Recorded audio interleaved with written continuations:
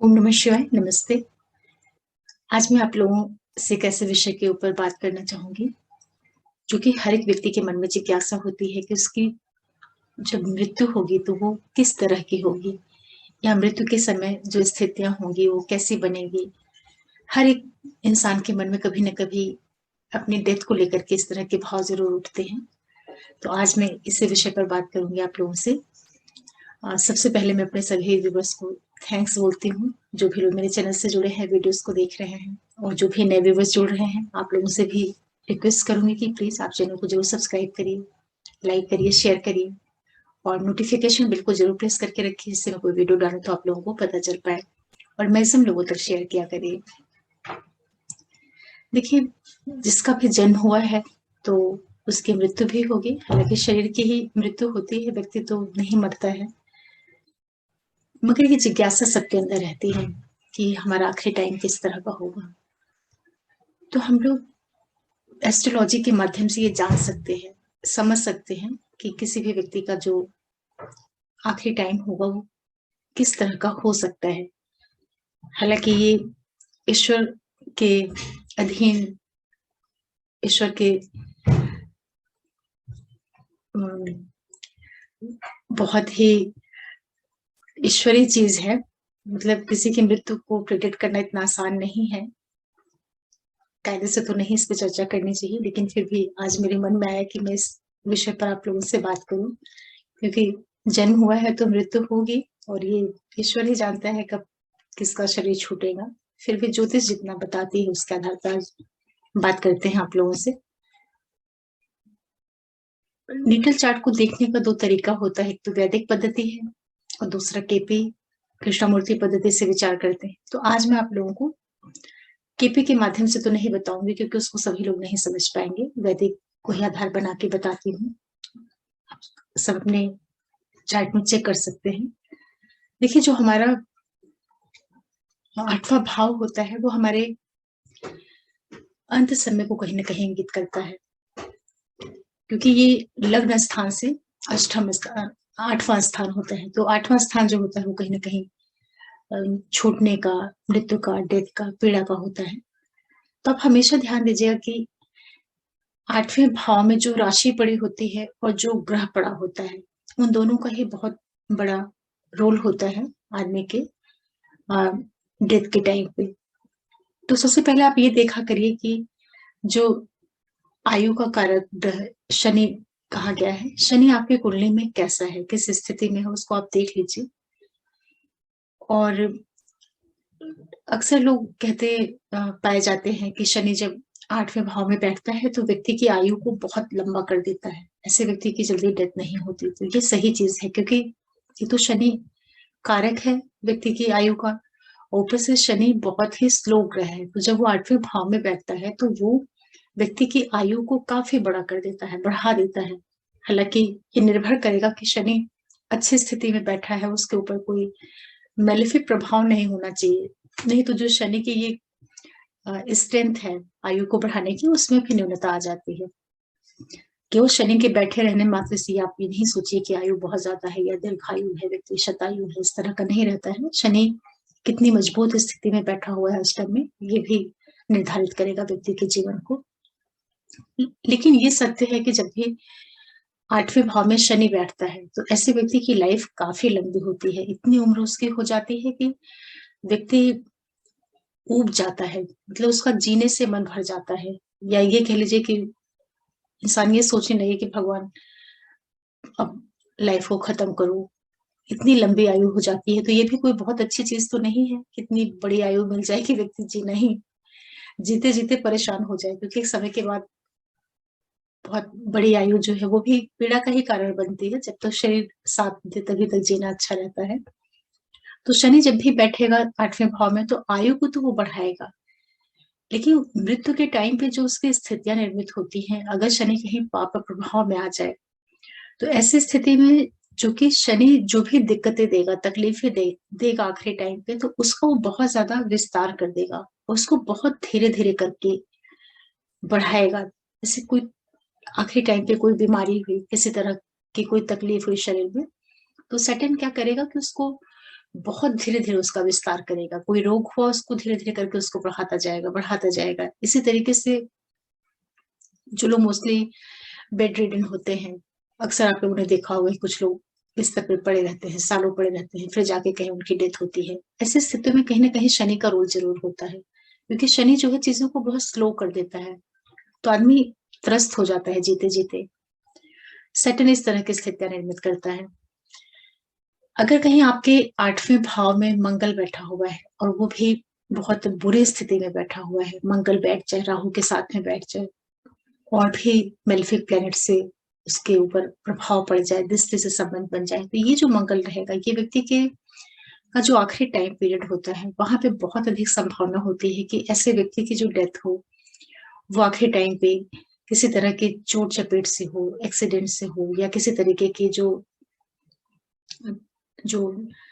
Weapon से death होती है, जैसे किसी हथियार से किसी की मृत्यु होती है। मतलब बहुत ही क्रूअल डेथ जिसको कहते हैं, बहुत पीड़ादायक मृत्यु, इस तरह की चीज़ों को संकेत करता है।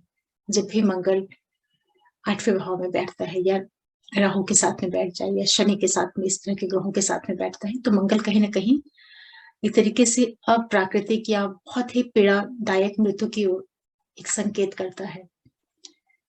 इसी तरीके से जब भी 8वें भाव में शुभ ग्रहों का संबंध बनता है, कहने का तात्पर्य कि 8वें भाव में कोई शुभ ग्रह बैठ जाए, जैसे गुरु है, शुक्र है, बुध है, चंद्रमा है और ये अच्छी स्थिति में हो। अच्छी स्थिति का मतलब है कि इनके ऊपर किसी भी मेलेफिक प्लैनेट का कोई प्रभाव नहीं पड़ रहा हो।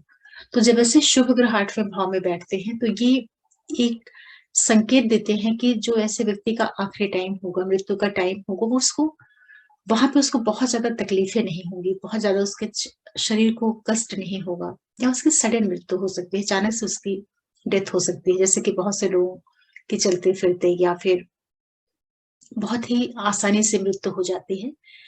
जब शुभ ग्रह 8वें भाव में बैठते हैं या उससे संबंध बनाते हैं, तो इस तरीके की वो डेथ देते हैं व्यक्ति को, तो इसको अच्छा मानना चाहिए, अच्छा माना जाता है क्योंकि जन्म जिस तरीके से होता है तो एक शुभ स्थिति कही जाती है, खुशी की चीज़ होती है। इसी तरीके से किसी की डेथ भी जब होती है तो वो पीड़ादायक नहीं होनी चाहिए।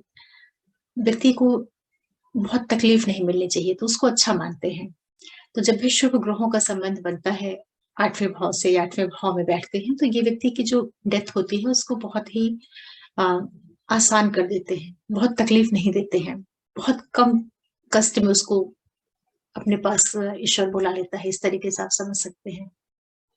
और जब भी शुभ ग्रहों के साथ में अशुभ ग्रह जो नेचुरल मेलेफिक प्लैनेट है और नेचुरल बेनिफिक प्लैनेट है, जब दोनों इस तरीके के कंबाइंड होकर के 8वें भाव में बैठते हैं, जैसे कि कोई शुभ ग्रह भी अष्टम में बैठ जाए और कोई अशुभ ग्रह भी। जैसे एक ग्रह है उसका स्वभाव शुभता वाला है और दूसरा ग्रह है उसका स्वभाव जो है वो नैसर्गिक क्रूर ग्रह है, उसके अंदर थोड़ी क्रूरल्टी है। तो ऐसी स्थिति में जो मृत्यु का समय होता है या जो प्रकार होता है उसमें कहीं न कहीं एक मिला-जुला प्रभाव होता है। थोड़ी पीड़ा भी होगी और उसके बाद उसकी मृत्यु होगी। लेकिन शुभ ग्रहों का जब भी संबंध बनता है तो वो अधिकांशतः देखने में आता है कि बहुत ईज़िली व्यक्ति की डेथ हो जाती है, बहुत पीड़ा उसको नहीं सहनी पड़ती है। इसी तरीके से आप ये भी चेक कर सकते हैं कि जो 8वाँ भाव होता है, 8वें भाव में जो ग्रह बैठता है, वो ग्रह अपने स्वभाव के अनुसार, अपने कारकत्वों के अनुसार जो मृत्यु का तरीका होता है, उसको बताता है। जैसे कि मान लिया कि गुरु अगर आपके 8वें भाव में बैठा है, अकेला गुरु अगर बैठा है, तो गुरु किन चीज़ों का कारक है? गुरु कहीं न कहीं व्यक्ति के अंदर एक तरीके के मोटापे को दिखाता है, डायबिटीज़ को भी दिखाता है। शरीर के अंदर जो बहुत ज़्यादा फैटी चीज़ें हो जाती हैं, फैटी लिवर्स वगैरह है, इन चीज़ों को भी दिखाता है। तो कई बार व्यक्ति की जो डेथ होती है, ऐसे गुरु के प्रभाव में, तो वो अ, लीवर में बहुत ज़्यादा फैट जम जाना, पेट का बहुत ज़्यादा स्टमक का बहुत ज़्यादा फूल जाना, इस तरह की दिक्कतों से व्यक्ति की डेथ होती है। इसी तरीके से अगर शुक्र है तो कई बार उसको डायबिटीज़ वगैरह हो जाए या शुक्र जनित जो बीमारियाँ होती हैं, उनके माध्यम से उसकी डेथ का एक वजह बनती है, कारण बनती है। इसी तरीके से अगर 8वें भाव में चंद्रमा, अकेला चंद्रमा बैठा हो, तो ये व्यक्ति के लिए कई बार जैसे पानी से संबंधित जो चीजें होती हैं, चंद्रमा बैठने का सीधा मतलब ये नहीं है कि व्यक्ति की डूब करके मृत्यु होगी। ये हो सकता है कि बॉडी के अंदर शरीर में पानी का भर जाना, या उसकी जहाँ पे मृत्यु हो उस जगह पे पानी हो। कहीं जैसे बहुत से लोगों की डेथ होती है तालाब के किनारे, या जो वाटर रिसोर्सेज होते हैं उनके आसपास कहीं डेथ होती है, तो ये चंद्रमा इस तरह की चीजों को भी दिखाता है। कई बार यह चंद्रमा अगर मेलिफिक प्लेनेट मेलिफिक प्लेनेट से अगर प्रभावित हो जाता है, तो कई बार ये डेथ को थोड़ा सा पीड़ा में बदल देता है, कि जैसे कि व्यक्ति बहुत ज्यादा मानसिक अवसाद या इस तरीके की स्थितियों से गुजर करके भी वो मृत्यु को प्राप्त हो सकता है। फिर अगर सूर्य बैठा रहे 8वें भाव में अकेले, तो सूर्य क्या है? सूर्य अग्नि का कारक ग्रह है। तो ऐसे व्यक्ति को कहीं ना कहीं अग्नि से संबंधित चीजें या कोई गर्म चीज से जुड़ करके उसके मृत्यु का एक संकेत मिलता है। इसी तरीके से अगर मंगल है, तो कहीं ना कहीं इलेक्ट्रिसिटी, इस तरह की चीजों से, अग्नि से, और धारदार हथियार जो होती है, गन वगैरह है, या जो भी कि मार काट के जो होते हैं टूल्स, उनके माध्यम से कहीं, या एक्सीडेंट, चोट, इस तरह की चीजों से उसके मृत्यु के योग बनते हैं। इसी तरीके से अगर मरकरी है, तो मरकरी किन चीजों का कारक होता है? मरकरी किस तरह की चीजों को दिखाता है? जो व्यक्ति के अंदर की जो पूरे जो उसका स्नायु तंत्र होता है, कहीं ना कहीं उसको इंगित करता है। तो उस तरीके की डिजीज से डेथ होने के योग बनते हैं। और इसी तरीके से शुक्र का आपने जान लिया। शनि है तो जो बॉडी के अंदर पूरा एक तरीके की ब्लॉकेज होती हैं, नसों का ब्लॉक हो जाना, या जो लकवा जैसी स्थितियां होती हैं, लकवा, बॉडी में जो अचानक से किसी बॉडी पार्ट का काम करना बंद कर देना, इस टाइप की स्थितियों से गुजार करके सटन कई बार डेथ की ओर लेके जाता है। इसलिए जब शनि का संबंध आठवें भाव से होता है, तो आयु को तो वो जरूर लंबी करता है, लेकिन जो उसका मृत्यु देने का तरीका होगा, उसमें कहीं ना कहीं व्यक्ति को तकलीफ के साथ धीरे धीरे करके उसको कष्ट से गुजारते हुए फिर वो पीड़ा की ओर लेके जाता है। लेकिन ये जरूर है कि शुभ ग्रह जब भी बैठेंगे वहां पर, तो मृत्यु में कहीं ना कहीं आसानी होगी, या एक तरीके से इजिली डेथ हो जाती है, बहुत ज्यादा तकलीफों से नहीं गुजरना पड़ता है। और जब भी क्रूर प्लेनेट बैठते हैं, तो वो शरीर को कष्ट से गुजार करके फिर मृत्यु की ओर लेके जाते हैं। ये तो बहुत ही सामान्य वैदिक के आधार पे मैंने आप लोगों को बताया। अगर इसी को केपी से बताऊं, तो केपी में कोई भी जो भाव होता है, उसका जो रिजल्ट होता है, उसका सब लॉर्ड ग्रह जो होता है वही देता है। तो सेम यही जो मैंने ग्रहों के लिए बताया है, यही 8वें भाव का सब लॉर्ड, ये जो 9 के 9 ही ग्रह हैं, अपने स्वभाव के अनुसार फिर रिजल्ट देंगे कि किस तरीके की मृत्यु होगी। ये विषय बहुत ही रुचिकर है, बहुत इंटरेस्टिंग विषय है। मैं आशा कर रही हूँ कि जो भी लोग इस वीडियो को सुन रहे होंगे, वो अपने बारे में, अपने करीबियों के बारे में एक अंदाजा लगा पा रहे होंगे कि व्यक्ति की किस तरीके से डेथ हो सकती है। मैंने कुछ चार्ट्स में देखे हैं कि 8th हाउस में मरकरी बैठा हुआ है, और व्यक्ति बिल्कुल चलते फिरते, पता ही नहीं चला कि उसकी डेथ कब हो गई। ऐसे और भी चार्ट्स मैंने देखे हैं जिनमें शुभ ग्रहों की स्थिति में बहुत ज्यादा तकलीफ नहीं हुई है। तो ज्योतिष है, इसको जितना समझिए उतना कम है। लेकिन ये जरूर है कि 8वें भाव की स्थिति को आप देख करके किसी भी व्यक्ति के अंत समय में क्या स्थितियां बनेंगी, किस तरह की स्थिति में उसके प्राण छूटेंगे, ये सब चीज का एक आइडिया लग जाता है। हालांकि इसको प्रिडिक्ट नहीं करना चाहिए और बताना भी नहीं चाहिए किसी को, लेकिन एक एस्ट्रोलॉजर जब भी किसी की चार्ट को देखता है, तो उसमें सारी चीजों को वो देखता है कि क्या संभावनाएं बन सकती हैं। तो कहीं कहीं वो अगर कुछ हिंट देने की जरूरत होती है, तो एक इंडिकेशन सामने वाले व्यक्ति को दे देना चाहिए। राहु जब भी बैठता है 8वें भाव में, तो ये मोस्टली बड़ी रहस्यमय डेथ देता है, क्योंकि राहु वैसे भी इल्यूजन है। तो ये अगर अकेला राहु बैठ जाएगा, तो कहीं ना कहीं व्यक्ति की जो डेथ होती है वो थोड़ा सा रहस्यमय परिस्थितियों में भी करवाने का काम करता है। या कुछ पॉइजनस चीजों से डेथ हो जाना, किसी जहरीले जानवर से काट लेना, किसी तरीके के ड्रग्स वगैरह की वजह से डेथ होना। कि राहु ड्रग्स को भी इंडिकेट करता है, जितने अपने वाइन वगैरह है, शराब है, या जो भी इस तरह की गलत चीजें होती हैं उनको भी राहु ही दिखाता है। तो कई बार राहु अष्टम से संबंध बनाता है या 8वें भाव में बैठा हो या दृष्टि वगैरह से संबंध बनाए, तो ये कई बार व्यक्ति की बहुत ही सस्पिशियस टाइप की डेथ देना, रहस्यमय स्थितियों में डेथ देना, किसी तरह के पॉइजनिंग से जुड़ करके मृत्यु को देना, ऐसी चीजें कर सकता है राहु। तो जब भी आप किसी का चार्ट देखें और 8वें भाव में कुछ अधिक तकलीफ वाली स्थितियां दिखाई पड़े, तो सामने वाले व्यक्ति को इनडायरेक्टली एक हिंट दे देनी चाहिए, जिससे वो सावधान हो सके या सावधानी के साथ वो आगे बढ़ पाए। और मंगल और राहु, इनका संबंध आप जब भी 8वें भाव से देखिए, तो उस ऐसे व्यक्ति को हमेशा एक सजेशन जरूर देना चाहिए कि एक तो वो ड्राइविंग बहुत ही संभाल करके करे, और जितना ज्यादा संभव हो लड़ाई झगड़ा, भीड़ भाड़ वाली जगह है क्या, इस तरीके की जो बहुत ही डिस्प्यूट वाली चीजें होती है, वैसी जगहों से वो अपने आप को बचा करके रखे। क्योंकि कई बार क्या होता है कि व्यक्ति का कोई दोष नहीं है, लेकिन उसके मृत्यु का प्रकार अगर इस तरह का है, तो वो ऐसी जगह पे पहुंच जाएगा जहाँ पे उसको इस तरीके की पीड़ा का सामना करना पड़े। जैसे बहुत बड़े बड़े लोगों को आपने देखा होगा कि अच्छे भले हैं और अचानक से किसी ने उनकी हत्या कर दी।